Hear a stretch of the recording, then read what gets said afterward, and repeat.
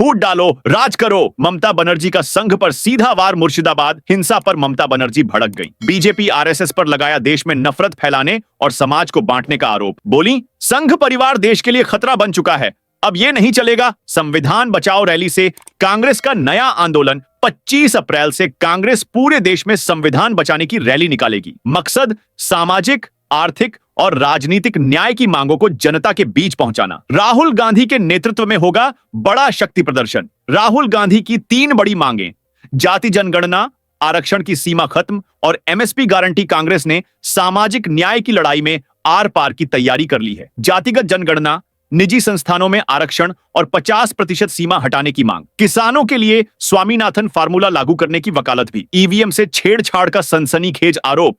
चुनाव आयोग ने दी सफाई सस्पेंड।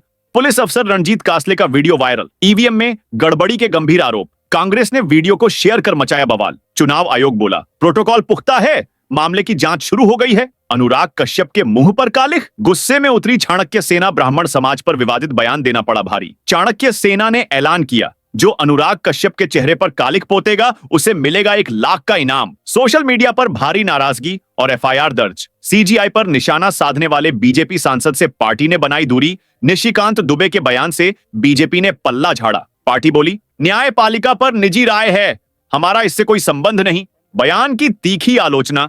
विपक्ष ने इसे बताया न्यायपालिका का अपमान। राम मंदिर पर सबूत मांगते हैं, मस्जिद पर नहीं। सुप्रीम कोर्ट पर गरजे दुबे। निशिकांत दुबे ने कोर्ट पर भेदभाव का आरोप लगाया। कहा, राम मंदिर केस में कागज मांगे जाते हैं लेकिन वक्फ मामलों में डील मिलती है। सीजेआई को ठहराया देश में अस्थिरता का जिम्मेदार। कनाडा में मंदिरों की दौड़। हिंदू वोटों के लिए नेताओं की लुभावना राजनीति। कनाडा में चुनावी रण के बीच नेता मंदिरों की चौखट पर। हिंदू वोट बैंक को साधने की होड़ मची। पूजा पाठ और दर्शन के नाम पर हो रही सियासत। धर्म अब विदेशों में भी वोट की राह। उपराष्ट्रपति धनखड़ ने सुप्रीम कोर्ट को चेताया, राष्ट्रपति को आदेश देना संविधान का अपमान। उपराष्ट्रपति जगदीप धनखड़ ने सुप्रीम कोर्ट की 3 जजों की बेंच द्वारा राष्ट्रपति को निर्देश देने पर आपत्ति जताई। उन्होंने कहा कि राष्ट्रपति देश का सर्वोच्च संवैधानिक पद है और उसे आदेश देना संविधान का अपमान है। कपिल सिब्बल ने उपराष्ट्रपति के बयान पर आपत्ति जताई। राज्यसभा सांसद कपिल सिब्बल ने उपराष्ट्रपति के बयान पर आपत्ति जताते हुए कहा कि जब कार्यपालिका काम नहीं करेगी तो न्यायपालिका को हस्तक्षेप करना ही पड़ेगा। उन्होंने उपराष्ट्रपति के बयान को न्यायपालिका की स्वतंत्रता पर हमला बताया। बाबा रामदेव का बयान, मैंने किसी का नाम नहीं लिया, रूह अफजा वालों ने खुद समझा। बाबा रामदेव ने शरबत जिहाद को लेकर दिए। अपने पुराने बयान का बचाव करते हुए कहा कि उन्होंने किसी का नाम नहीं लिया था, रूह अफजा वालों ने इसे अपने ऊपर लिया। इसका मतलब वे जिहाद कर रहे होंगे। मुर्शिदाबाद हिंसा।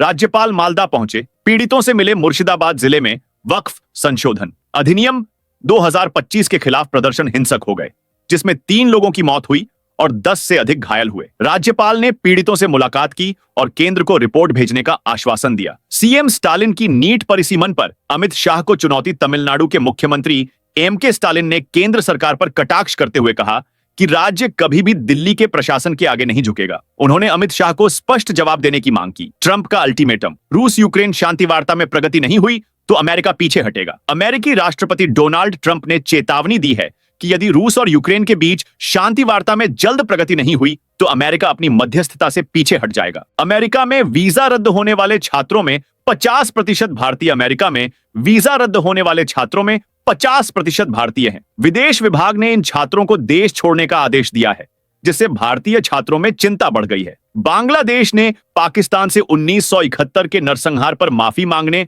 और 52,000 करोड़ टका बकाया लौटाने की मांग की है। यह मांग 15 साल बाद बांग्लादेश पाकिस्तान की बैठक में उठाई गई। भारत की आपत्ति के बाद श्रीलंका ने पाकिस्तान के साथ नौसैनिक अभ्यास रद्द किया। भारत की आपत्ति के बाद श्रीलंका ने पाकिस्तान के साथ इस साल प्रस्तावित संयुक्त नौसैनिक अभ्यास को रद्द कर दिया है। यह अभ्यास श्रीलंका के त्रिंकोमाली तट के निकट होने वाला था। यूपी में बदला मौसम, गरज चमक के साथ बारिश। 20 तक येलो अलर्ट। उत्तर प्रदेश में मौसम ने करवट ली है। गरज चमक के साथ बारिश और ओले गिरने की संभावना है। 20 अप्रैल तक येलो अलर्ट जारी किया गया है। एक राज्य एक आरआरबी योजना 1 मई से लागू। केंद्र सरकार ने 15 क्षेत्रीय ग्रामीण बैंकों के एकीकरण को मंजूरी दे दी है। एक राज्य एक आरआरबी योजना 1 मई से लागू होने जा रही है, जिससे बैंकिंग प्रणाली में बड़ा बदलाव आएगा। असम पंचायत चुनावों में भाजपा का दबदबा, 348 सीटों पर निर्विरोध जीत। असम पंचायत चुनावों में भाजपा ने 348 सीटों पर निर्विरोध जीत हासिल की है। एनडीए ने कुल 325 सीटों पर जीत दर्ज की,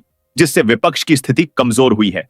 मुर्शिदाबाद हिंसा की शिकार महिलाओं ने राज्यपाल को बताया, घर में घुसकर मारा गया। मुर्शिदाबाद हिंसा की शिकार महिलाओं ने राज्यपाल को बताया कि उपद्रवियों ने उनके घरों में घुसकर गालियां दी और मारपीट की। उन्होंने सुरक्षा की मांग की है। बांग्लादेश में हिंदू नेता की हत्या, यूनुस सरकार की चुप्पी पर सवाल। बांग्लादेश में एक हिंदू नेता की पीट पीट कर हत्या कर दी गई। इस घटना के बाद यूनुस सरकार की चुप्पी पर सवाल उठ रहे हैं और अल्पसंख्यकों की सुरक्षा को लेकर चिंता बढ़ गई है। यूनेस्को के memory of the world register में शामिल हुई भगवत गीता और नाट्य शास्त्र। यूनेस्को ने भगवत गीता और नाट्य शास्त्र को memory of the world register में शामिल किया है। प्रधानमंत्री मोदी ने इसे भारत के लिए गर्व का क्षण बताया है।